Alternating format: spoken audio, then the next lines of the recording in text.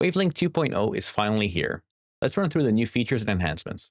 Firstly, the app just looks better, period. Next, starting with one-click audio routing, if you were previously using the beta version, then you'll be familiar with this feature. You can now easily select any active apps and route them to the appropriate channel. As you'll see here, my game channel features a lot of different games, whereas I currently have voice chat set to Discord and system for my browser and editing software. While we're here, a nice quality of life change is simply having a mute button available. Next, we have a brand new audio effect called Voice Focus. This is compatible with the Wave 1, Wave 3, Wave Neo, and the Wave XLR. This really brings your voice at the forefront. With Voice Focus, background noise is removed and any reverb is also addressed. This is a welcome addition to Wavelength 2.0 and places the focus on your voice first while removing any distractions around you. I've been using this mode with the slider set to strong for the last little bit, and honestly, I'm very happy with the results. This is not a replacement to having your filter set up properly in the chain, but rather acts as a very solid starting point. In fact, this is what I'm using right now for this recording. From a performance perspective, it adds about 1 to 2% to your overall CPU usage with it turned on, and it works with nearly any GPU, CPU, and overall system. Sticking with microphone audio effects, we now have an official Elgato De-Esser plugin, which reduces the harsh S or sh sounds. Pretty easy to configure. Once you select it, read the following line. De-Esser, smooth the sharp S sounds. And that's it, you're all set. You do have access to advanced settings here if you'd like to further fine-tune the properties.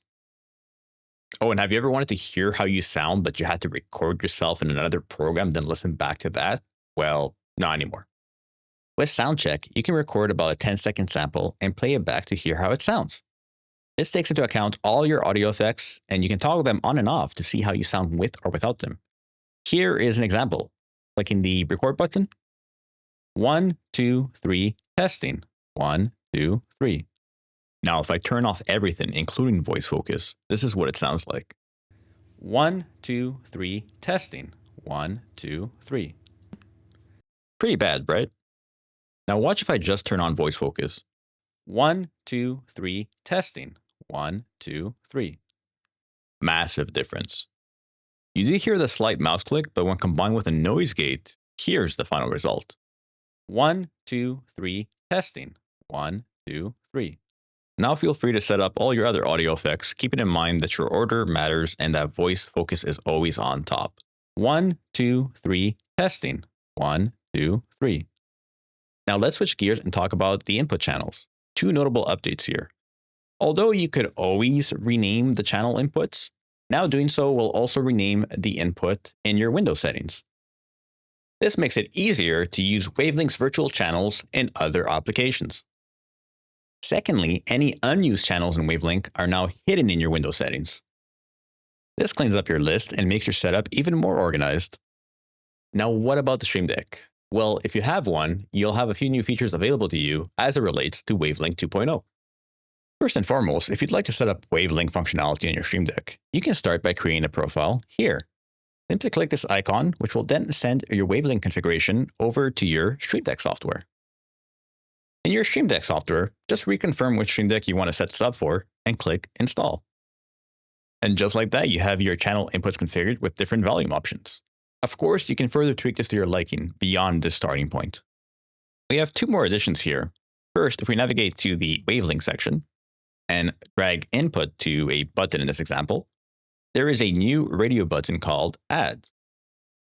You can then select the input. So let's say in this case, System. You can add a color icon to it to match what you have in Wavelength. And essentially, if you click this key with any app in the foreground, it will add it to that Wavelength channel. So in this example, I do have Google Chrome running in the foreground. So if I click this button, which I just did, you can now see Google Chrome has been added to my system Wavelength channel. If you have a Stream Deck Plus, you can actually take this one step further and expand the Stream Deck section and drag the action wheel to one of your dials. As you can see here, I already have an action wheel set up with 3 actions. Those 3 actions correspond to game, voice, and system Wavelength channels. So essentially, by turning my dial, I can go ahead and select which channel I want to add the foreground app to. Pretty convenient. And that's a wrap. Overall, love the direction of this update. Lots of new features, some big improvements, especially when it comes to quality of life, that really showcase the power of a Wavelink 2.0. It's now available for all users. Enjoy.